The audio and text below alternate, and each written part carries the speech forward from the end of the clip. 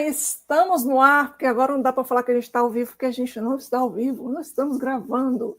Sejam muito bem-vindos e muito bem-vindos e bem-vindos ao Ambienta. Vocês estão bem? Você está disposto ou está disposta hoje? Pois ponha-se, meu bem, porque está começando mais um Ambienta, sua fonte de informação, discussão e inspiração sobre tudo que envolve o ambiente e as atualidades que moldam e mudam o nosso planeta. Simbora juntos, juntas e juntes? Então, simbora nessa.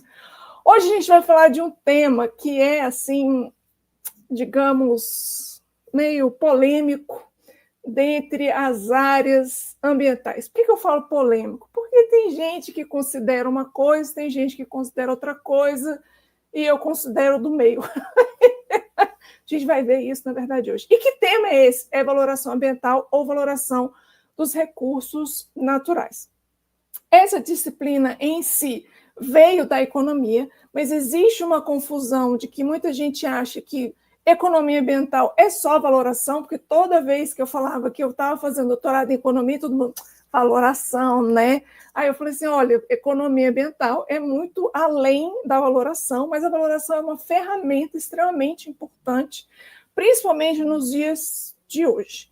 E a gente vai falar exatamente disso. Além disso, sempre fica a pergunta e a questão, será que todo mundo pode valorar ou é só um economista ou quem tem, né, esse conhecimento por trás, esse conhecimento técnico e teórico? Porque eu acho que é desse jeito. Já vou deixar aqui o spoiler da minha opinião. Por que eu acho? Porque os economistas têm embasamento teórico, né, para isso, que vai embasar todo o rolê ali. Mas eu não sou especialista em valoração. E para isso, para falar exatamente sobre esse tema, eu trouxe uma maravilhosa, a doutora que entrou comigo no doutorado, mas ela defendeu um pouquinho antes, é a doutora Joana Dark Bardella Castro, espero que eu esteja falando o nome dela correto. A doutora Joana fez mestrado e doutorado em economia e é docente na Universidade Estadual do Goiás. Ela pesquisa sobre valoração econômica e ecológica, pesquisa também sobre água no cerrado e sobre mudanças climáticas. Tudo isso dentro também da PPG, que é o Programa de Pós-Graduação RENAC, de Recursos Naturais do Cerrado, e, meu Deus do céu, PPG-TC, que é também o Programa de Pós-Graduação do Território e Expressões Culturais do Cerrado, em nível mestrado e doutorado, tudo da Universidade Estadual do Goiás. Bora bater um papo com ela? Então, bora. Seja muito bem-vinda ao Ambienta, Joana. Como você está hoje? Oi, Carol. Que prazer te ver. Que bom bater um papo aqui com você hoje. Fala aí, o que você está precisando? Menina, Joana é muito prática, né, gente? Já chega assim, fala aí, vamos conversar. É isso aí. Joana, primeiro, que eu sei que é a sua graduação, ao falar, a gente sempre começa com uma fofoquinha, saber da sua formação e da sua trajetória. Eu sei que a sua graduação não é em economia, assim como a minha graduação também. A sua graduação é em economia? É. Mulher, eu achei que você era graduada em química. Também em química. Ai, que chique. Essa mulher é chique demais, gente. É graduada em economia, em química, mestrado e doutorado em economia. Então, não é tão alien quanto eu pensei. Mas, Joana, por que você escolheu, então, sair da... Não sei se você fez a química antes da economia, certo? Ou não? Eu fiz... Bom, deixa eu explicar. Explica esse rolê aí, que é melhor. Quando eu tinha uns 15 anos, eu comecei a dar aula para criança. E um dia, andando na rua, encontrei um padre, ele virou para mim assim... Estou precisando de uma professora de química. Aí eu falei, sou eu. Sou especialista em química. Aí ele falou assim, então você vai fazer um estágio lá com a gente no colégio. E eu fui. Eu passei a noite inteira estudando, porque eu nunca tinha dado aula de química. Aliás, eu nem tinha feito química na graduação, porque eu fiz magistério. E naquela época a gente só fazia física e biologia. Não sei se agora faz, mas não fazia. Uhum. Aí eu dei aula, ele disse, nossa, você é ótima, vai dar aula de química. E eu estou dando aula de química, né? 5 anos, 6 anos. De repente ele falou assim, não, você tem que trazer seu diploma de química. Só que aí eu já dava aula, eu já estudava economia. Eu falei, eu não tenho diploma de química, eu nunca estudei química. Aí, mas como, né? Aí eu me matriculei no curso de química e fui até no estágio. Aí, quando chegou no estágio, eu já estava careca de dar aula, né? Já estava com mais de 10 anos, que era 5 mais uns 4, 5 de curso. Aí eu peguei e falei assim, eu não vou fazer estágio nenhum. E não fiz uma pós em Química e levei o diploma de pós em Química. E Melhor. fiquei dando aula de Química. Mas eu não Arrasou. terminei. Eu fiquei, só faltou o estágio. Mas eu fiz o curso todo. Sim, sim, sim. Ah, que bom. Ah, então você já fazia economia antes. Entendi. Já era Você professora de economia na faculdade. Meu Deus do céu, você E começou assim que muito eu terminei cedo. o curso, o professor de estatística, que era de outra cidade, saiu. Aí eu fui lá para ver se eu fazia alguma coisa, outro curso, sei lá, eu queria estudar.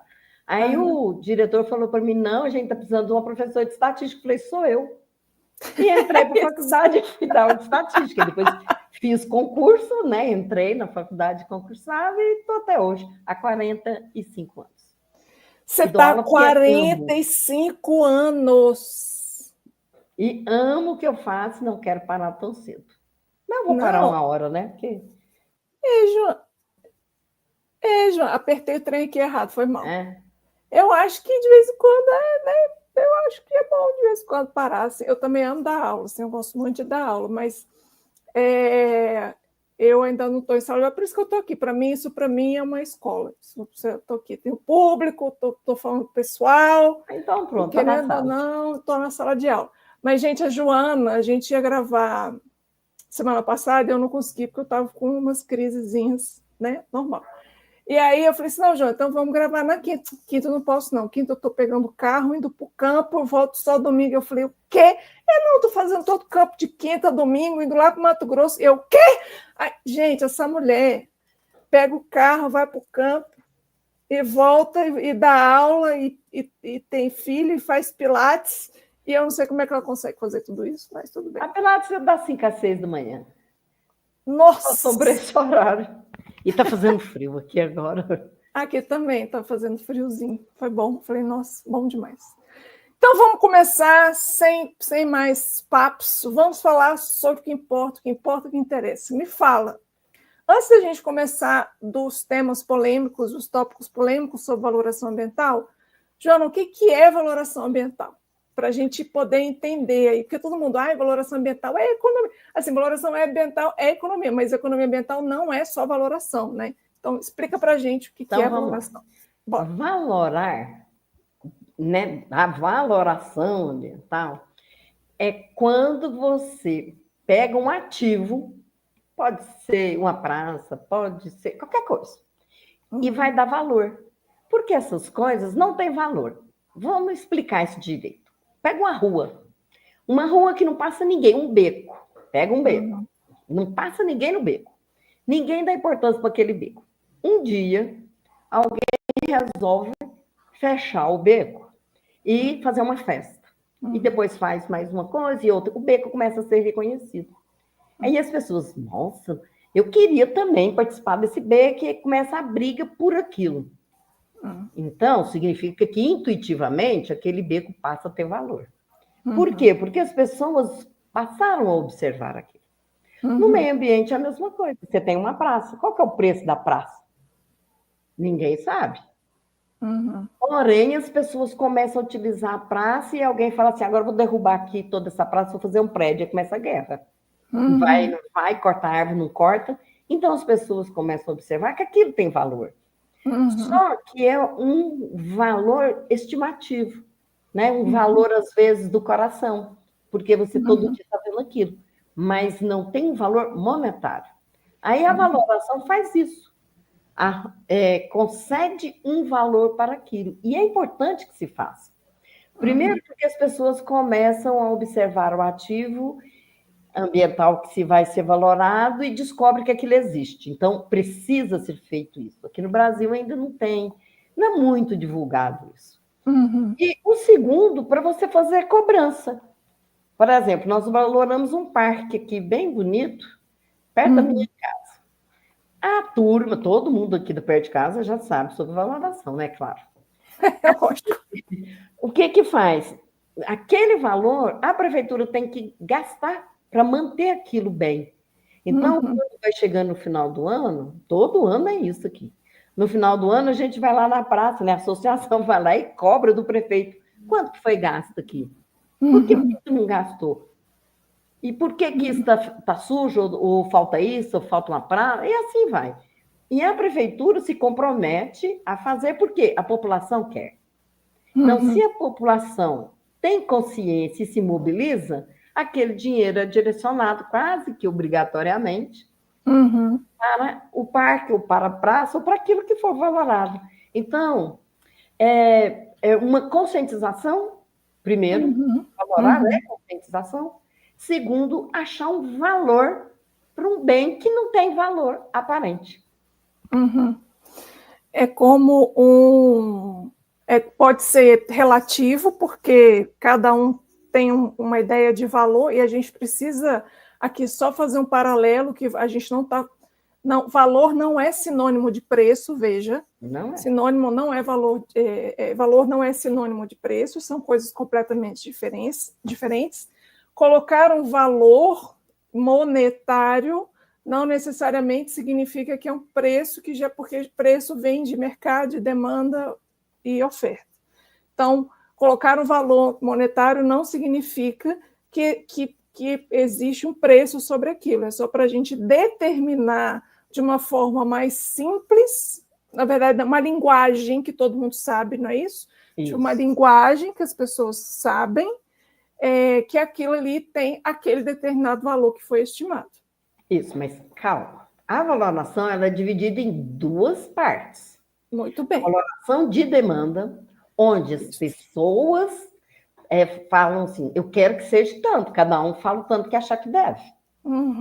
Que acha que vale.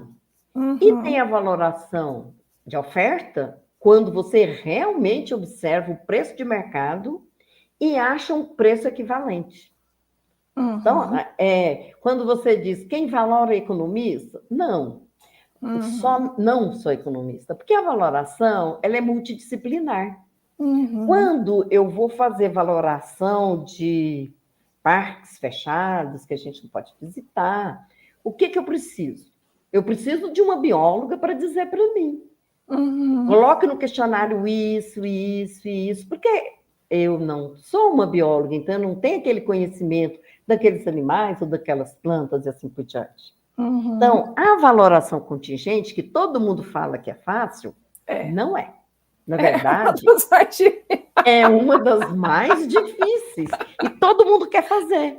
Por quê? Ela faz um questionário que dá na louca lá, bota umas questões que, às vezes, você nem pensou na questão que foi colocada, cria um cenário hipotético e põe todo mundo para valorar. Primeiro, não pode todo mundo dar palpite no questionário, só quem conhece. Sim. Porque como que você vai dizer que o meu bequinho vale R$50 se você nunca foi lá? Entendeu? Então, a primeira pessoa tem que conhecer. Depois, quem está criando o questionário, se ele não tem total domínio daquele conteúdo, ele tem que pedir ajuda. Eu já fui atrás de engenheiro florestal, eu já fui atrás de biólogo. Esse mês que eu estou fazendo, eu fui atrás de uma ecóloga, porque eu não tinha conhecimento, que eu estou fazendo a valoração agora das águas do Araguaia, do rio Araguaia, que começa no Mato Grosso e termina no Tocantins. Mas para montar esse questionário, eu tive que saber. E tem a valoração água, né? De ecossistemas, que não é valoração econômica, né? A gente sabe disso, que são duas linhas, coisas diferentes, mas acaba sendo a mesma, que quando você vai fazer uma valoração ecossistêmica, se você não der, assim, ficar de braço dado com biólogo, você não consegue. Com certeza, com certeza. Só que a ecossistêmica não te dá um valor, um número, vamos falar assim. E a valoração qualidade, econômica né? Te dá um valor, te dá números. Você cobrar multa, para você criar uma lei. Para cobrar a entrada. Para cobrar a entrada, você precisa de valoração, porque como é que você vai falar assim, gente, a partir de hoje eu vou cobrar aqui R$200 para entrar no parque. Da onde que você tirou esse valor? Né? Não tem condições. Sim, muito bem. Nossa, Joana falou tanta coisa aqui, gente, sei nem por onde começar a apontar o que ela falou, porque são coisas tão importantes. Primeiro, ela já deu a valoração de contingência, que eu já vou explicar, que justamente isso é demanda, é o que a gente quer. É aquilo que todo mundo tem certeza que já foi perguntado da seguinte questão: quanto você está disposto a pagar? Ou a receber. Ou a receber. Né? Quanto você está disposto a pagar ou a receber por tal coisa? Isso faz parte da valoração contingente. E a valoração contingente faz parte do pressuposto de 2 cenários hipotéticos, né? Um com e um sem, normalmente, ou seja, um com daquilo que você quer valorar, como a Joana deu exemplo de um parque. Joana, pelo amor de Deus, me corrija se eu estiver errado. Um parque e sem o parque, digamos, tá? Bem simples. Mas, para isso, a gente tem que ter o objetivo, que, por exemplo, eu quero valorar a entrada. E, a partir desse objetivo, você vai ter perguntas específicas dentro da metodologia de valoração contingente para atingir esse objetivo. Quando eu falo que não é todo mundo que pode valorar ou sair valorando as coisas, é que eu falo que sempre tem que ter alguém que conhece a economia. Econometria. E de preferir isso. Ia chegar aí. Tem que saber econometria. Tem que saber econometria, porque se você não souber econometria, você não valora. E aí, essa que é a questão, porque muita gente acha que valoração é só uma equação. E não é uma equação. Valoração é um método que, por trás desse método, por trás dessa equação simples, tem uma matriz gigantesca de dados. E essa matriz gigantesca de dados, que é a resposta do questionário, que são questões socioeconômicas, etc., etc., etc., você tem que fazer ali uma análise estatística. E a análise estatística dentro da economia a gente chama de econometria. Essa coisa maravilhosa. O que acontece com os trabalhos no Brasil? Pelo menos 60% deles, eles só fazem a estatística descritiva. O que é isso? Pega gráfico, põe tabelinha, põe gráfico, e comenta e pronto. Terminou o trabalho aí. Ou seja, ele não fez valoração. Ele faz uma média simples e fala, olha, a disposição a pagar é 5,45. E diz que fez valoração. Não é isso. Eu preciso realmente pegar todos aqueles dados, eu tenho que colocar uma amostra, então eu tenho que aplicar uma fórmula, porque eu não posso falar assim, ó, vou pesquisar 100 pessoas. De onde você tirou esse número? Aonde você tirou? Não existe isso. Esse número é significativo ou não, pode ser ou não. Então, você tem que pôr o erro, quantidade de erro. Você precisa ver se realmente aquelas questões e da forma que foi respondida são significativas ou não. Você precisa fazer um teste F, um teste T, isso no mínimo, né? E você pode fazer um Probit, um Logit, que nós não vamos discutir isso aqui, que são ferramentas para chegar a esse valor. E também conhecer a fundo, isso eu só estou falando de valoração contingente. Porque tem custo de viagem, tem preços hedônicos, que é bem mais complexo e que as pessoas, preço hedônico mesmo, é pouquíssimo no Brasil. Quando eu faço íssimo, é menos de 0,5%. As pessoas não fazem, porque tem medo, e o questionário também é enorme, né? Tem que ter força de vontade. Vai lá umas 40, 50 questões, e que muitas vezes você não tem nem como perguntar, você tem que ir na prefeitura, buscar os dados. Então, é pouquíssimo feito. Eu acho que as pessoas deveriam fazer bastante. A turma da contabilidade anda trabalhando um pouco em cima, de valoração, de preço hedônico. Explica para a gente, Joana. O que é o preço hedônico? Porque preços hedônicos e custo de viagem. Porque a gente falou, uma das principais, a gente já começou nos métodos, acho ótimo. E são métodos, tá, gente? São métodos de valoração. E o que a gente critica, está criticando aqui, que é justamente o que a Joana falou, é isso, assim, muitos artigos você faz uma média, pega ali os valores e pronto, achei o valor. Gente, não é isso.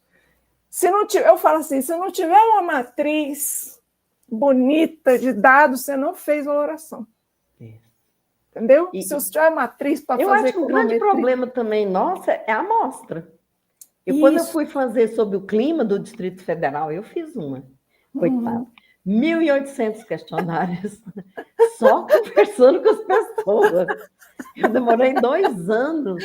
Sim, escreveu um livro, tá, gente? Tem um livro. Fiz zona urbana e zona rural. Depois eu conto algumas historinhas de zona rural assim muito boas. Vai ficar para o final. A pessoa precisa conhecer a técnica. E a técnica, a não ser o nosso livro, né, que está aí explicando a técnica, ela está tudo em inglês. Vou até pegar aqui já. E as pessoas odeiam ler inglês, ou lê e não entende, que é o pior, né? Porque muitas vezes eu estava lá escrevendo e o Jorge, que era meu orientador, falando assim, leu, mas não entendeu. Não é isso. Então, se você não tem alguém por perto para te ensinar realmente, eu faço muito isso no doutorado. Eu falo, vamos lá, leiam. Agora conta para mim o que vocês entenderam. Aí você descobre que não entende. Sim. Então, tem que explicar. São técnicas.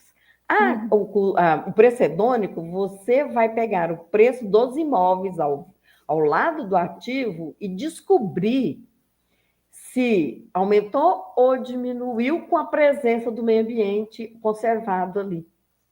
Então, é assim. O preço dos imóveis. Dos imóveis, se for influenciado pelo bem ambiental. Aqui a gente tem uma praça que chama... Não, é um parque chamado Ipiranga. Criaram-se vários prédios em volta desse parque, porque todo mundo quer ver o parque da sua casa. Claro. Só que o preço de um imóvel que era 40, agora 300, 500, 1 milhão. Então, só porque está perto de um parque. Não, é bom que pelo menos tenha um parque, né? E esse parque, assim, a história dele é tão interessante, ele era um lugar onde jogavam-se cadáveres lá na água. Aí eles resolveram fazer um parque. Depois que saiu, e ele é perto da minha casa. Mas só que eu sou de 1960 que eu moro nessa casa. Então, sou antiga. Eu ficava perto da boca ali. Meu Deus! Aí, agora, todo mundo quer comprar tudo em volta, porque o parque é belíssimo. E eu fiz a valoração dele, mas já tem assim, uns 10 anos, 15 anos atrás, de preços hedônicos. E a gente vê o tanto que um bem ambiental, bem preservado, lá está bem conservado. Preservado também é difícil. Porque eles tiram umas árvores, põem outras nada a ver, né? Então, começa a mexer muito. Mas a gente vê assim que a casa que tem um belo jardim, ela é muito valorizada. E o preço hedônico faz isso. Sim. E o custo de viagem é quando você descobre qual é o valor daquele lugar que você está visitando, pelo quanto você está disposto a gastar, ou já gastou, que o interessante é que já tenha gasto. Para chegar até ali, ficar ali 2 dias, 1 dia, ou fazer só uma visita. Então, também é outro questionário, que também é muito grande, e que também demanda atividades econômicas. A pessoa tem que entender, porque só pegar o dado e falar assim, foi tanto. Às vezes, não. E a valoração contingente, ela vai dar o valor de existência do tempo todo que ele existiu.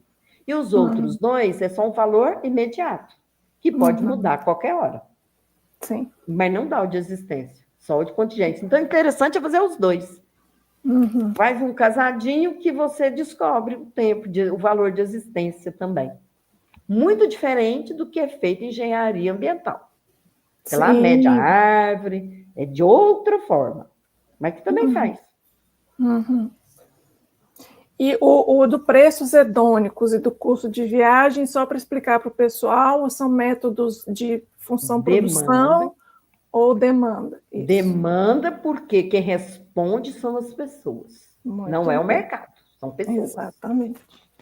Muito bem. E, gente, assim, a Joana falou que do DF, quanto que ela fez? 1.000 e tanto, né? 1.080. 1.800. 1.800, meu Deus. Foi quase 2.000 pessoas. 1.800 questionários, e as perguntas, são muitas perguntas, às vezes. E isso demanda... 30. Nossa, gente, isso demanda uma disposição do entrevistador, e não só uma disposição de quem está entrevistando, do entrevistador, mas também de uma imparcialidade. De uma imparcialidade, ou seja, de uma mais objetividade do entrevistador, para tentar não influenciar Seja no tom de voz, seja no jeito de olhar, seja no jeito que a pessoa está vestida, influenciar a resposta. Principalmente quando a gente fala no método de contingência. É muito interessante, eu fui fazer uma valoração de uma feira, dentro de uma feira em Alexânia. Aí eu comecei a conversar com as pessoas, só conversando, ainda não estou aplicando questionário. Quando eu descobri que eles já estavam quase íntimos, e eu já estava sentada na calçada e tinha um monte de gente sentada do meu lado, falei, agora eu posso começar a fazer a pergunta sobre o quanto eles gostaram, eles pagar, porque aí eles teriam que pagar para montar uma feira grande, tanto que a feira agora lá é maravilhosa. Porque a gente faz, leva para o prefeito, fala, olha, seu prefeito, põe umas barraquinhas, faz isso, faz aquilo, né? Então tem que ter tempo, tem que gostar de conversar com pessoas. E preparar outras pessoas para fazer o seu questionário é muito complicado. Sim. E, às vezes ele leva 30, ele faz um, e aí começa, ele mesmo responde os 30. Sim. Aí você pega, né? Agora a gente já faz direto no computador, você pega e faz, eu não vou falar aqui, mas você faz um tratamento estatístico e descobre que a pessoa mentiu. Você tem que aplicar tudo de novo. Sim. E dá vontade de dar uns tapas em quem fez isso. Com certeza. Descobrir. Tem como. Que aí os dados não ficam significativos, né? Pronto. Exatamente, fica tendencioso, exatamente. Mas pode fazer online. Sim, sim, sim. Mas eu acho que, assim, o online eu acho que é prático de um lado, mas não prático de outro. Vê se eu estou errada nessa minha questão. Porque é prático na questão da pessoa, né? Você não precisa ir lá entrevistar a pessoa no conforto da sua própria casa, etc., ou no celular, pode responder. Só que existe uma diferença na explicação do cenário, na explicação prévia, que as pessoas estão com preguiça de ler. E quando o questionário é online, etc., as pessoas vão ter que ler para tentar entender. E quando é pessoal, então esse é o ponto negativo. Quando é pessoalmente, você está lá, você está explicando, etc., e a pessoa às vezes entende muito melhor do que o questionário online que você descarta. Porque se ele pular uma questão, você sempre põe uma questão para ver se ele está falando a verdade ou não. De repente você pergunta assim: você já esteve lá? Não. Uai, mas se ele não conhece, ele não pode responder. Você não pode responder. Aí você corta. Agora mesmo, esse do Tocantins, eu acabei de eliminar 80 questionários. Eu quase chorei. Falei, tudo bem, não há problema, vamos continuar. Vamos continuar. Continue a nadar, né? Assim. É que nem é a mesma coisa, assim, quando eu estava no campo estudando libélulas, eu acho que eu peguei... Porque eu tinha que pegar, eu tinha que marcar, eu tinha que observar o tempo correto. E tinha que lá, né, ter as coisas sem interrupção, etc. Só que eu estava no Lago Paranoá, meu bem. Ali do lado da UNB, assim, perto da CAESB. Então, ali passa de um tudo de gente e tal. E aí eu acho que eu peguei, sei lá, já não lembro, 100 e pouco, analisei só consegui analisar 60 ou 70, ou algo nesse sentido. Assim, eu tive que descartar bastante também, assim, porque não cumpria o tempo mínimo, não cumpria várias coisas. Outra coisa que no Brasil não faz e que precisa é fazer o piloto. Você aplica, por exemplo, eu fiz um piloto agora de 64 questões. E para ver se as pessoas realmente estão entendendo. E geralmente se o método funciona, né? Se o método e o piloto você descarta quando uma questãozinha não está bem legal. Eu sempre falo que não tem gente que não entende, tem gente que não sabe fazer pergunta. Sim. O errado é quem pergunta, não é quem não está entendendo para responder, não. Que a pergunta, ela tem que ser assim, a mais simples possível. Quando eu dou aula sobre isso, eu falo para os meninos, me dê seu logradouro. Eles ficam tudo parados olhando para mim. Eu falo, isso está no questionário. Então, assim, professora, eu falei, gente, que rua que você mora? Então a pergunta tem que ser clara. Sim. Quando você vai na zona rural, você tem que falar, mesmo que o questionário está escrito, primeiro você não dá para ele ler, porque você não vai perguntar para ele se ele é analfabeto. Né? Você tem que tomar muito cuidado. Então você fala, olha, eu vou te perguntar. E você tem que usar os termos usados lá dele. Mesmo que lá está escrito outro termo, você usa os termos dele, porque senão... Eu falo muito assim, subiu, desceu. Aí ele já fala, né? Uhum. E aí, o xixi correu aqui? Foi assim? Você tem que usar. Porque não? Se você vai falar assim, e aí a urina do animal? Ele fala assim, não, aqui a gente não tem esse problema, não. Aqui ninguém urina. Acabou. Acabou seu questionário. Então, a gente tem que realmente saber o público que você está trabalhando. Com certeza. Com certeza. Quer falar da valoração de oferta? De oferta, porque as pessoas confundem. Vamos falar da valoração de oferta agora. De oferta. Você tem assim, os 3 principais: dose e resposta, custo de oportunidade e. Voltando. Falei que eu ia esquecer? É daqui. Nossa, até eu esqueço também.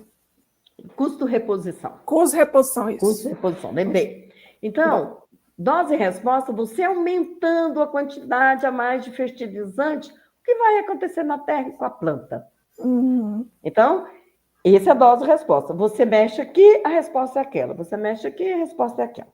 O custo-reposição é quando, por exemplo, você vai fazer reflorestamento. Quanto que você tem uma área degradada?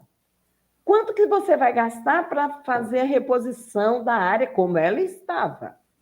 Primeiro, o custo de reposição demora anos. Não tem esse negócio de 5 anos, você plantou eucalipto e está ok. Está errado. Está errado. Para começar uma área de cerrado para replantar, minha amiga, e tem, por exemplo, 3 anos para ela pegar. E ficar mais ou menos do meu tamanho. Eu sou pequenininha, né? Sou baixinha. Pois é, quem me vê assim sentada pensa que eu sou grande, mas eu sou bem pequenininha.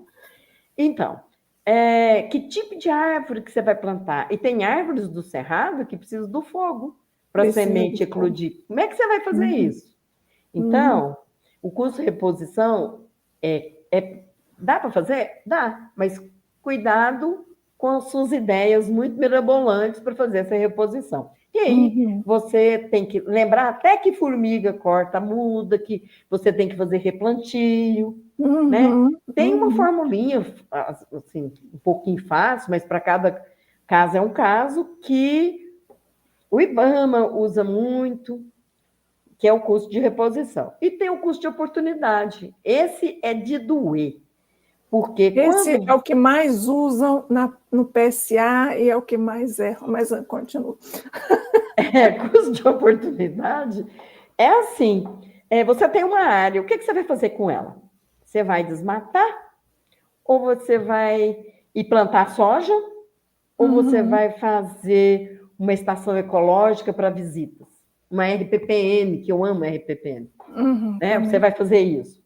A maioria das vezes, infelizmente, é desmatar porque plantar soja dá mais dinheiro. Aí ou que fazer vem, pecuária. Ou pecuária. Aí que vem o seu filho, na hora de fazer devolutivo para o dono. Fala imediatamente, porque aí você vai fazer por um período de 50 anos, 30 anos. Agora você ganha tanto. Nós fizemos uma na Chapada. Eu fiz uma na Chapada. Eu falei, imediatamente você vai ganhar tanto. Em 5 anos você ganha tanto. Em 10 anos você já está perdendo, em 30 você perde também. Aí ele acabou fazendo uma RPPN e ganha por lá. Está fazendo turismo de aventura no espaço, andando em cima de árvore. Ele faz, mas não estraga tanto o meio ambiente. Por isso que eu falo, vai depender do pesquisador, se ele quer, porque se ele quer ganhar só o dinheiro do valor que ele cobra para fazer a valoração, é tranquilo. Faz, entrega e fala, derruba tudo, meu filho. Exatamente. Só que com o tempo não é assim, né? E você trouxe uma coisa extremamente importante que eu falo também, que quando o pessoal vai valorar, etc., principalmente com esse tipo de valoração, porque isso é muito usado em programas de PSA, eu falo, em 5 anos a pessoa vai preferir. Quanto que tem que pagar? 5 anos? Eu falei, 5 anos a pessoa vai preferir pecuária. Você tem que mostrar o que vai, no longo prazo, do que ela vai aproveitar ali com a área. Principalmente se o pagamento for feito de maneira correta, e não um subpagamento, né? Não subvalorar o pagamento, que é o que mais acontece.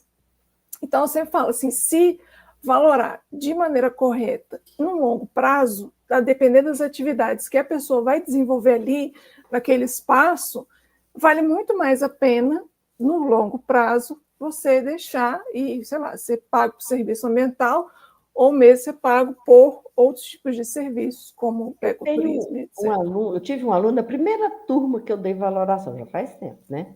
Foi lá por volta de 2000 e qualquer coisa, que o menino falou assim, eu ganhei de herança, o que eu faço com a área? Eu falei, você precisa gastar? Você quer fazer alguma coisa? Não. Ele era rico. Não quero fazer nada. Eu falei, fecha a área e deixa até o final do curso para a gente ver. E ele resolveu, fez um trabalho junto com a França, venda de créditos de carbono. Como ele fez hoje? Gente, foi a melhor coisa que eu fiz na vida. Eu fui na rede, recebendo dinheiro. A única coisa que eu tenho que ver se a cerca está certinha, se não teve nenhum foguinho, se está tudo bem, e está recebendo aí. Exatamente. De carbono na França. E só que o pessoal de lá, eles vigiam em cima, né? Sim, eles monitoram. Isso é errada, não tem. Eu lembro que uma vez ele estava na sala de aula. Ai, professora, aconteceu alguma coisa. Eu falei, o que aconteceu? Eles estão me falando aqui que entrou vaca. Tinha entrado vaca lá quebrou a cerca. Ele tem um período também para tirar e arrumar. Quer dizer, não é só também ficar na rede. Mas a maior parte do tempo é deixar a natureza fazer o serviço. E é uma coisa muito interessante. E que as pessoas não pensam. Querem saber. Quer dinheiro imediato. É isso que eu ia falar, a questão é do imediatismo, é até do consumo, assim, vou até poupar, né, assim, a gente tem a questão do brasileiro de consumir, de, sei lá, economia comportamental, de consumir e o que você prefere, consumir ou investir, né, aquela pergunta, as pessoas não você vê tanta coisa na valoração. Por isso está todo mundo devendo, é isso que eu falo. Mas... Na valoração, quando eu fiz do clima aí no Distrito Federal, aí eu perguntava para eles, o que vocês estão fazendo para ajudar a amenizar o problema do clima, né? Conversando isso na zona urbana. Aí eles falaram assim, a gente está economizando água e luz. Nossa, que beleza! Mas isso ele estava pensando o quê? No dinheiro dele, né? Falei, o que vocês pretendem comprar?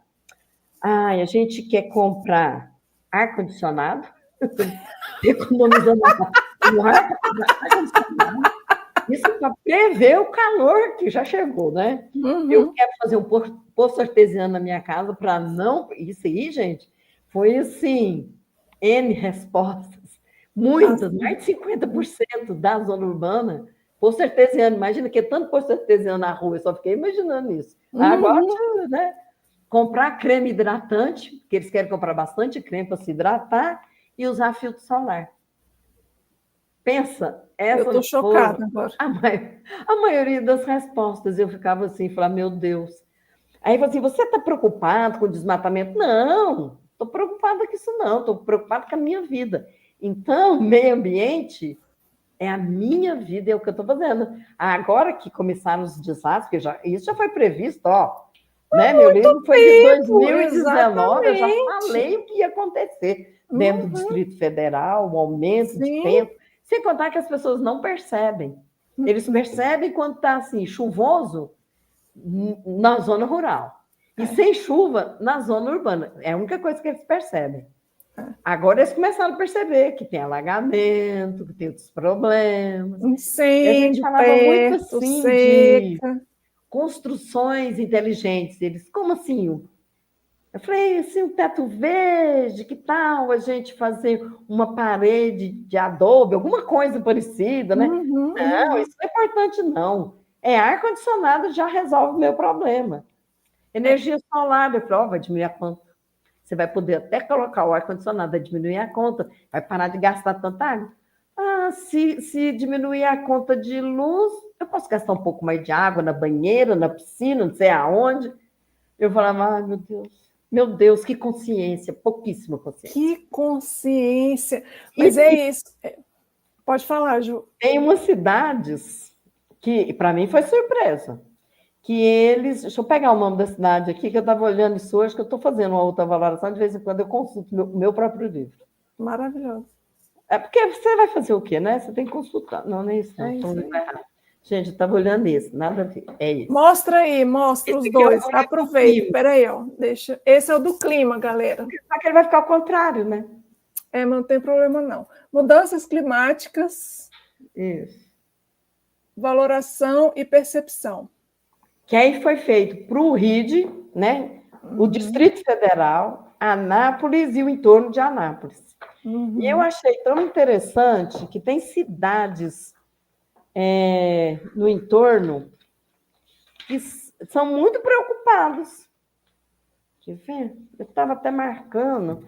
Falei, eu preciso contar isso para Carol. Mas sabe por que são preocupadas? E eu acho que tem relação com o que o deputado distrital Fábio Félix fala, assim, é porque tem pouca árvore nesses locais. E eu acho que isso tem relação. Isso até é uma boa pesquisa para ver essa relação de opinião com relação ao meio ambiente e o número de árvores urbanas. Porque, por exemplo. Geralmente eu coloco aqui no livro. Está escrito aqui. Esse eu não cheguei. Então, lá no IBGE cidades tem quantidade de árvores por pessoa. Você vê quem paga bem? Brasília, Cruzeiro, Lago Norte, Candangolândia e Sobradinho. Eles pagam bem por pesquisas e por querer fazer alguma coisa diferente. Porque eles também comentam que a mídia não fala assim claramente o que é que você tem que fazer. Tem um programa de esclarecimento. Eu achei o seu programa perfeito, porque você explica, rindo, você está explicando para as pessoas o que elas precisam. Exatamente. O objetivo desse programa é isso, gente, que é conscientizar e mostrar para vocês. Não sei ou não, mas quando eu assisto, eu falo, isso, falou, era isso que tinha que falar. Porque às vezes as pessoas, nossa, está batido. Não está batido, não está. O óbvio precisa ser dito. Não. Exato. Que não é só economizar água, né? É parar de comprar tanta coisa. Não ter tanto supérfluo na vida.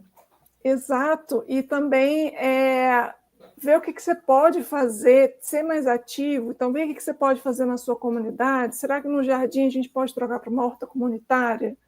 Né, que vai talvez absorver mais coisa, vai fornecer alimento até para quem está passando aí na rua. Será que a gente não pode fazer modificações, como você falou, teto verde ou parede verde? Já tem uns negócios que você joga no cimento, uns spray. Uma árvore em frente de casa, uma. Gente, já ajuda. Não planta, que é um ar-condicionado. Entendeu? Esses dias eu estava, acho que em Belo Horizonte, eu passei numa rua onde as árvores estão plantadas no meio do asfalto. Falei, gente, que coisa louca é essa? A rua ficou estreitinha, porque o lado de cá plantou no asfalto, o de cá também foi lá, fez um buraco e plantou. E a gente passava com o carro bem, depois abre a avenida. Eu falei, perfeito. Tá certo. Quem diz que está errado? Não está, gente. Não tá, porque na Alemanha eles estão fazendo isso. Eles estão só na Alemanha, mas eu acho que outras cidades da Europa eles estão tirando estacionamento, ou coisa que estava ali, calçada, etc., que não utiliza, etc., e plantando árvore. Meu avô morava em Portugal. Lá tirava o jardim, aí eu já ficava triste. Ele falava assim, a gente planta couve, repolho, não sei o quê. Falei, no jardim? Que eu amo jardim, amo. Sou louca por jardim de flor, então. Mas eu falava, ele tá certo. Porque aí você tem como comer, você não precisa... Porque eles não têm grandes quintais, espaços, né? Como tem aqui. Aqui, cidades pequenas têm aqueles espaços enormes e faz a casa ali e o resto fica lá. E cimento quintal. Cimento quintal. Eu tenho um pedreiro que todo dia ele falou para mim assim, vamos cimentar essa área? Eu falei, não, vamos plantar. Ele, mais planta, você é muito doida por planta. Eu falei, não, minha casa é fresquinha, a sua é quente. Exatamente. Sua casa não precisa de ar-condicionado. Não. Né? Então. Lá em Abadiânia Velha. Está convidada para ir o dia que quiser. Muita planta, muito passarinho. Quero ir. Ai, que delícia. Está convidada. Quero ir. Pode ir. Eu vou. Legal, Joana. Maravilha. Você acha que, dado essa sua explicação de métodos e etc., você acha, e você já falou, né, que é multidisciplinar, mas tem que ter um economista ou principalmente alguém que sabe fazer econometria. Então, só por economia, eu não sou economista, mas que sabe fazer econometria, né? Então, é aí que eu quero chegar. Então, assim, precisa dessa pessoa para fazer a valoração. Não pode ser qualquer pessoa assim, vou pegar aqui pegar aqui do meu bolso aqui uma Meus advogados, fórmula. Advogados. Eu falo para ele, olha, está indo muito bem. Agora, fulano de tal economista vai te ajudar. As minhas biólogas, eu tenho muitas ecólogas no RENAC. Sim. Eu falo, excelente, está perfeito. Agora, eu geralmente eu indico, fulano sabe fazer. Ele vai fazer essa parte porque não é só isso. Sim. Então, o que custa pedir ajuda? Às vezes você paga, às vezes não. Às vezes é só uma ajuda. Sim. É o nome no artigo? Bota meu nome no artigo. Pois é, isso não sei, é o pau que rola. Né? É isso. Exatamente. Mas por que eu quero chegar aí? Porque eu vi já muitos artigos, e eu acho que você também, porque você estudou tudo isso no seu doutorado. Gente, a Joana ficava analisando artigo por artigo, tá? Ela pegou não sei quantos mil artigos para analisar sobre valoração, apenas, tá? Apenas. No período de tempo. 2010, parece? Todos. Os que foram escritos no Brasil. Todos. Não ficou nenhumzinho de fora. E aí eu tenho certeza que ela viu atrocidades como, desculpa falar, não desrespeitando, eu não estou desrespeitando sua profissão, eu só estou falando que você poderia ter pedido ajuda para um economista ou para quem sabe econometria para saber fazer uma valoração mais robusta, uma valoração que realmente pudesse chegar no valor estimado, mais aproximado, digamos. A gente sabe que as metodologias têm suas deficiências. A gente não está falando que é 100%, mas se ela existe, vamos utilizar ela, porque se antes não tinha nada para valorar e agora tem, vamos utilizar essa metodologia que tem, que é embasada estatisticamente e na teoria. E tem uma coisa interessante, deixa eu te cortar, que senão alguém que está ouvindo vai querer descer o cacete em mim. Quando você vai aplicar os modelos de econometria, retirar a amostra. Não, vamos tirar esse aqui que vamos fazer uma aproximação. Isso é errado. Errado. Não pode tirar. E eu explico isso muito bem lá no livro, que tirou, não, vamos tirar só essa pessoa aqui que deu um valor muito fora. Né, do modelo. Era uma cidade inteira, só tinha aquela pessoa daquela cidade. Então, ela estava opinando por um nome de várias pessoas. Então, quando você chamar alguém para fazer, ele fala assim, olha, eu vou dar um ajuste no modelo. Você fala, não quero ajustar nada, eu só quero a resposta que deu aqui. Sim. Né? Mas isso não é só na valoração, né? Isso é muito de quem faz análise de estatística, e isso é minha crítica de análise estatísticas ou estatísticos, não todos estatísticos, mas também não só estatísticos, pode ser ecólogo, pode ser biólogo, a gente às vezes via isso na biologia, que é a manipulação dos dados estatísticos. Que é falar assim, vamos tirar isso aqui, não mexe. Deu isso, não tira. Vamos tirar o outlier, que não é esse que deu muito discrepante.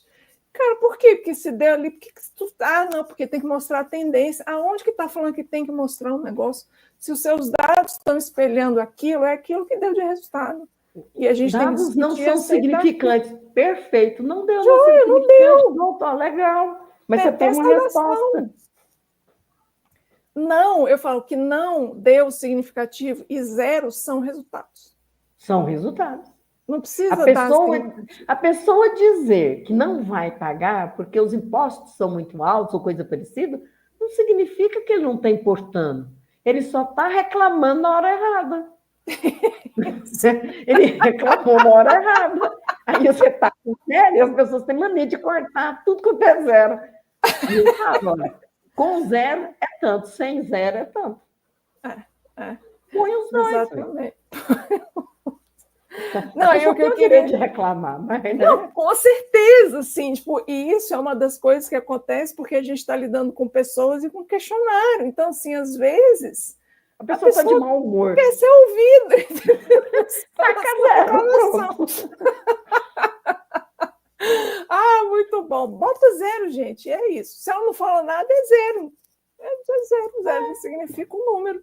É isso. Mas o que eu queria falar é, além disso que você falou excelente, isso é muito bom pontuar, é que muitas, de novo, não desmerecendo a profissão de vocês, mas que peça ajuda de quem sabe, não vai querer ser o bambambam achando que sabe fazer uma coisa que você não sabe fazer. Como, por exemplo, geógrafos, biólogos, geólogos, ecólogos, historiadores, advogados, quererem valorar a gente, fazer técnica de valoração sem a técnica. Só a valoração. Sem a técnica, aí dá errado. Sem a técnica, entendeu? Quero fazer uma técnica de valoração, mas só a valoração. A técnica eu não quero. Aí eu falo assim, meu bem, aí fica difícil, né? Então peça ajuda, tá? Hashtag fica a dica aí que a gente ia falar.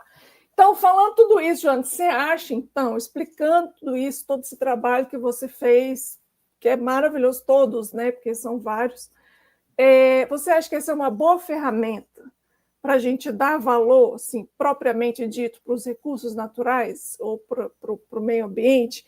E nesse sentido, você acha que isso é importante, principalmente agora, quando a gente está falando de ter ações para valorizar o meio ambiente com relação às alterações climáticas, ou seja, ações para que o meio ambiente se conserve, que seja valorizado, frente ao que a gente está enfrentando de ações climáticas? Você acha que a valoração ambiental é uma ferramenta boa para isso?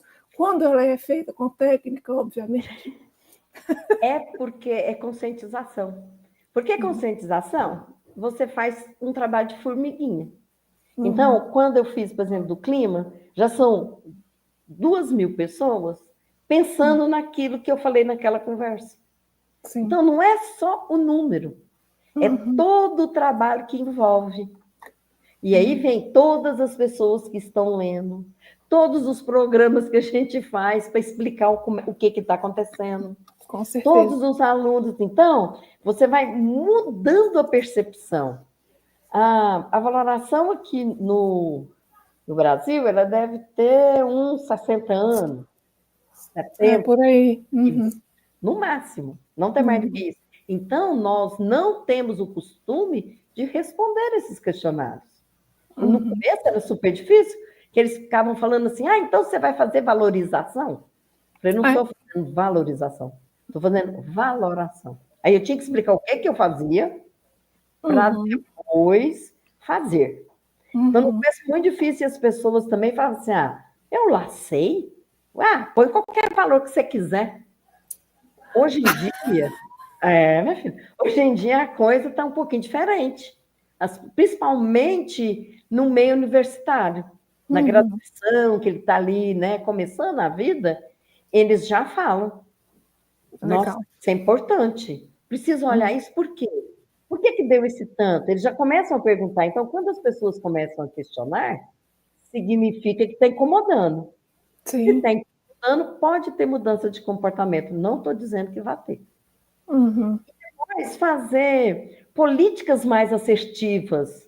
Porque a gente sabe que, às vezes, a política ela é legal, mas na aplicação não funcionou.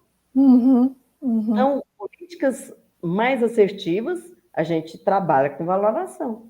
Multas, né? Multa é uma coisa séria, seríssima. Toda hora você tem revisão da multa. Não concordo. Aí o juiz vai chamar quem faz valoração para explicar para ele, que também não sabe, como que é feito o cálculo e por que aquela multa ou está pequena demais, ou está grande demais, às vezes está abusiva. Muito difícil ter uma multinha abusiva. Sim. Mas às vezes acontece. E tem a valoração que vai fazer alguma coisa mais justa. Então, eu sempre acho que tem justiça, está melhorando. A gente tem que ser justo naquilo que está fazendo, né? E as multas, então, só para explicar, já que você pegou esse gancho aí, pegando esse gancho aí contigo também, as multas são normalmente baseadas em qual tipo de método? Método, custo-reposição. Eu ia chutar, eu ia falar custo-reposição. Deixa a especialista falar. É custo-reposição. Eles só aceitam isso. Que agora teve o dano, o que custa para voltar ao que era antes do dano. E aí, quando você diz que é um tantão muito grande, eles falam, não, pode abaixar isso aí. Entendi.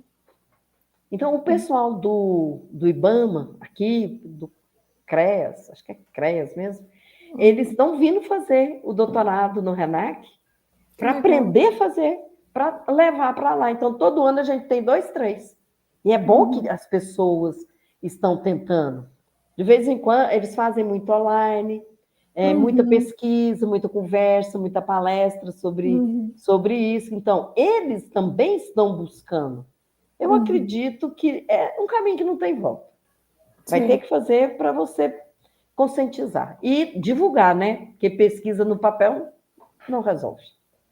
Sim, e não só divulgar e transformar isso, talvez, em políticas melhores, em decretos, em regulamentação, mas também de a gente conseguir fazer ações que realmente sejam mais eficazes e efetivas, com base naquilo que realmente precisa, em termos de gastos públicos, para conservar ou para preservar, né? Assim, já que está valorando, então a gente precisa ter mais ou menos a estimativa de quanto que vai custar tal ação. Então, quanto que vai custar tal ação, a gente tem que fazer valoração, né? Então, principalmente quando a gente está falando de mudanças climáticas hoje. Muito bom. Excelente. E você, dona Joana, a gente tem um quadro aqui no nosso podcast que é Fica a Dica, História de Pesquisadora de Campo. O Fica a Dica foi no episódio passado, no episódio 30, que a gente falou sobre genética e teve vários Fica a Dica até ao longo do episódio. Esse, eu sei que você vai muito no campo, sei que você vai muito em zona rural, sei que você vai perguntar aí para tudo. Você tem alguma história ou algumas histórias, perrengues, coisas divertidas que você quer compartilhar? Que economista também vai para o campo, tá, gente? Economista que trabalha principalmente na área de valoração ou de outras áreas, economistas ambientais, normalmente vão para o campo. Então, gostaria de saber se você tem alguma história interessante para compartilhar para a gente. Uma vez eu fui trabalhar no campo com uma turma de veterinário. Aí a gente ia na fazenda.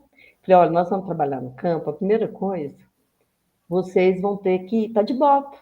Nada de salto, né? Eram meninas, nada de saia curta, nada de decote grande. Gente, não coma nada e não beba nada. Não aceita. Agradeça, seja educado, mas não aceita. Aí, vamos todo mundo no carro, tudo bem. Daí a pouco chega alguém atrasado, está entrando uma menina de salto. Aí eu vai para o campo assim. Eu falei, então entra, por favor. E lá estamos chegando no campo, né? Primeira coisa, ela tem que andar no curral. Era uma pesquisa, né? De salto. E ela foi andando, quebrou o salto. Óbvio. Um salto, o colega foi quebrou o outro, ela já está mancando. Aí o rapaz vai e pergunta para ela, você aceita um café? Porque é uma menina muito bonita, né? Ela, eu aceito. Eu falei, nossa. E esse um bolo de fubá? Nossa, eu adoro, eu quero demais. Só que a gente ia passar o dia todo nesse campo e visitar várias fazendas, né? Aproveitando o trabalho, ia visitar. Aí ela comeu, bebeu, usou todo mundo, não quero, não quero. Falei, hoje é o dia da linda. Ela vai ver o que é bom. Lá fomos nós para a segunda fazenda. Lá na segunda fazenda,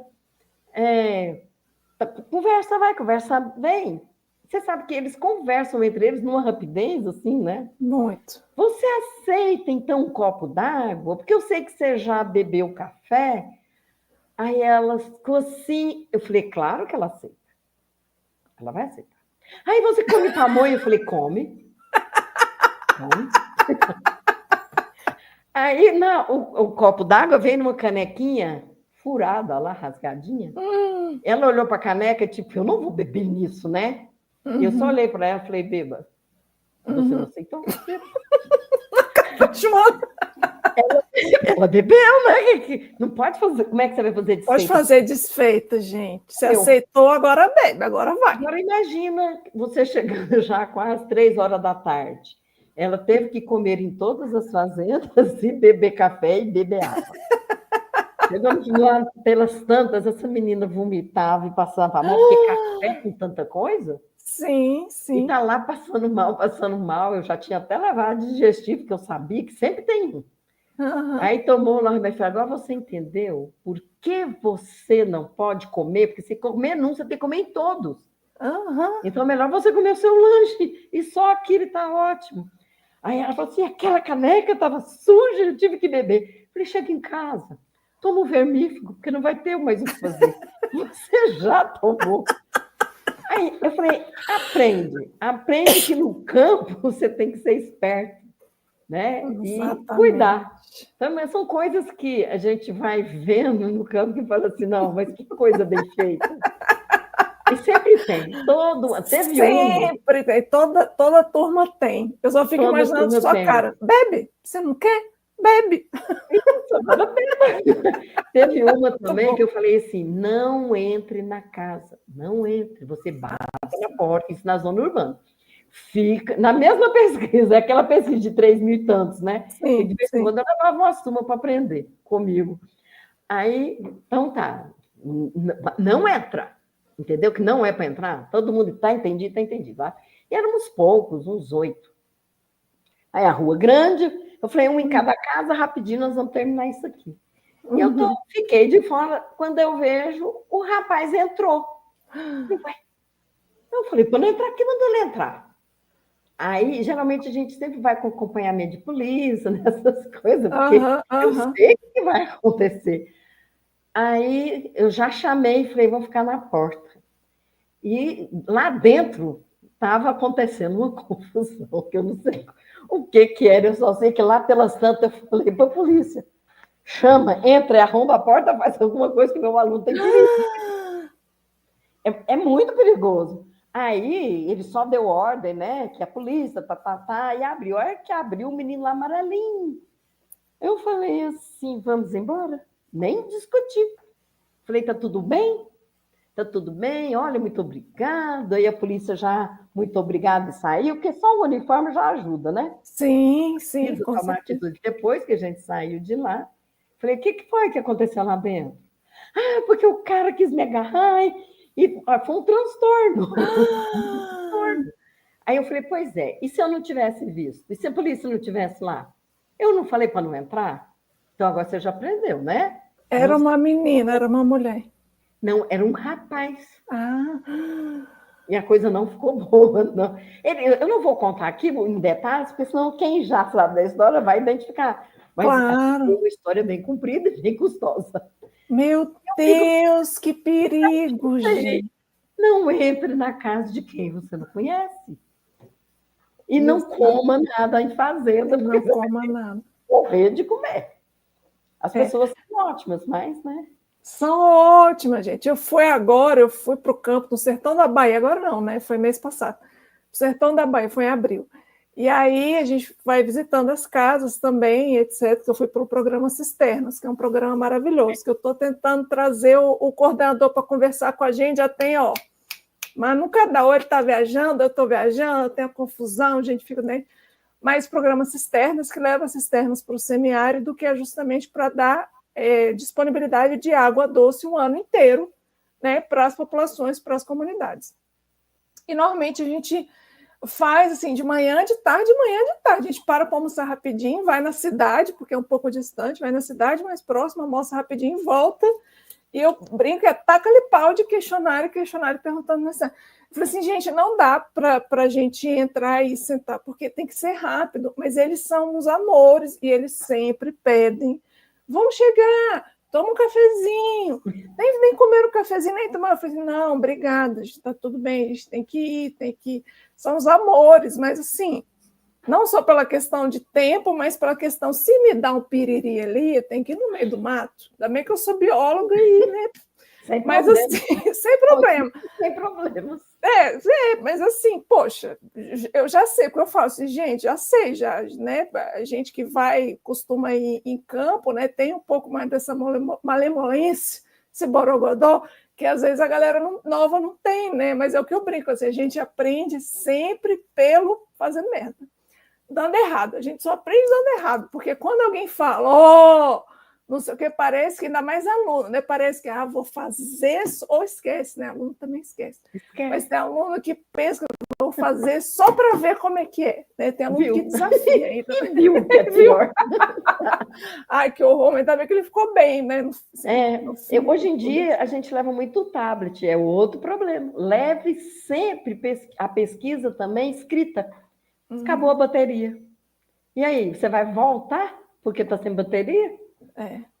Né? Também tem isso. Olha, tem tantas assim, diquinhas que a gente tem que estar atento, dependendo, né? Às vezes não pega a internet, pronto, lá se foi também. Pesquisa na internet. O pessoal, não, estou levando aqui no meu celular, professor, está aqui na internet. Falei, para onde você está indo, meu filho?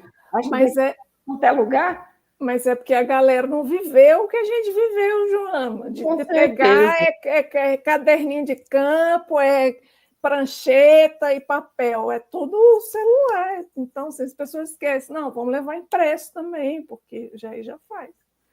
Não tem essa malemolência, é tudo no tablet ali, no dedinho, é tudo no dedinho, eu falo, tudo no dedinho. Mas é isso. Que maravilha, Joana, muito obrigada pela sua participação. Divulga os livros, por favor, o pessoal consegue comprar, como é que é? Depois eu vou botar na descrição. Na verdade, eu acho que agora vai ter que entrar na editora e comprar. Tá. Porque eu tinha uma porção, mas eu e o Jorge vendemos tudo. Maravilha. Então, eu só tenho o meu agora, e a editora é CRV. Por que eu estou falando do Jorge? Porque nós fizemos parcerias. Sim. Né? O EG com o UNB, então eu entrei e o Jorge entrou. Tanto os dois de valoração, que tem um para função demanda, o outro para função produção, e o da mudança. Assim, quem quer teoria, pega esses dois de valoração.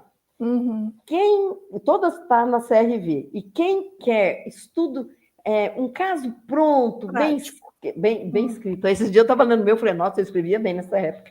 Agora acho que está bem, depois do Covid eu estou péssima. Mas, assim, tem os casos que você pode acompanhar começo, meio e fim. E dá para observar. E questionário, às vezes, é o que o pessoal faz muito, pega muita dissertação, no fim da dissertação tem um questionário e acha que pode aplicar.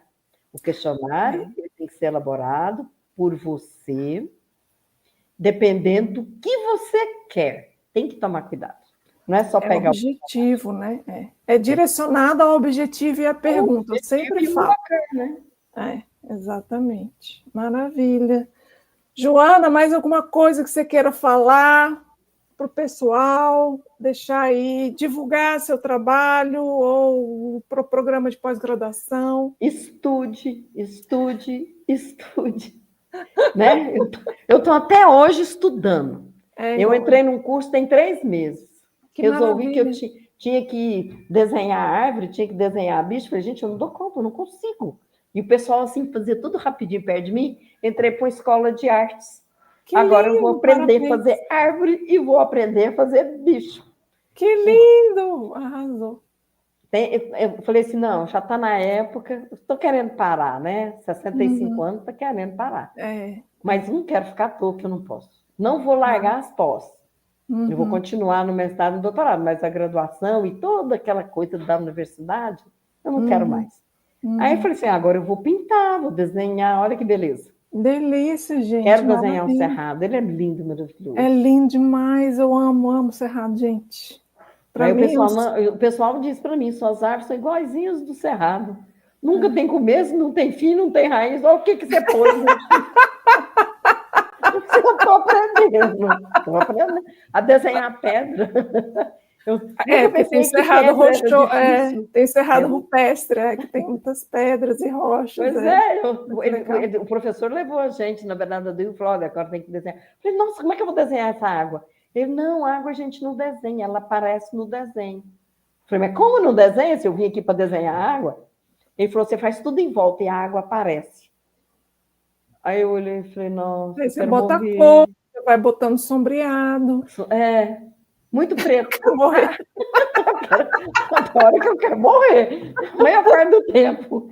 E tem muita gente boa fazendo. Eu imagino. Eu já ia te perguntar, o que é mais difícil? Fazer uma valoração ou desenhar um curso d'água? Não, curso d'água ainda é fácil. E passarinho? Não dá. Passarinho. Passarinho não dá para desenhar. Meu Deus, eu tenho lá um especialista em passarinho. Que coisa linda, fica perfeito. Perfeito. Mas valoração é fácil porque a gente já sofreu, né? 2 anos e meio no doutorado, sofreu pra caramba, mas aprendeu. Não é? Pois é, exatamente. A gente aprende assim, gente. Como diz o Jorge, nosso orientador, HBC, horas de bunda na cadeira.